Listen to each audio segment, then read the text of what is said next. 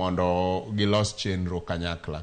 Mano nyiso ni Uhuru ne otiyo gi cabinet mage kaka jok machiegni kode machalo wete. Ok ne ena relationship mar tich ni wayudore kar tich, tijno oserumo, ng'ato ka ng'ato dok dalagi, koro ka ng'ato winjo lit kata oyudo lit to waoro mana condolences messages to watieko gi kanyo, kata wadhi to wago mos to waayo gi kanyo, kata ka nitie gimoro matin ma wan go to wabolo kanyo.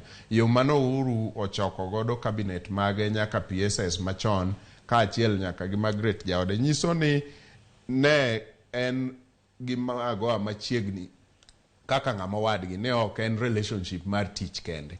Omiyo aparo ni ne en gima ber, nikech waseneno ji mang'eny kwa wito ji mang'eny ma yande nie cabinet mopogore opogore. Pok waneno ka ker machon mora mora owuok gi jok manotiyo go te cabinet mantie ka giwacho weche malich kuom ng'ato machalo magoa kamano. Omiyo an machane en a show of solidarity.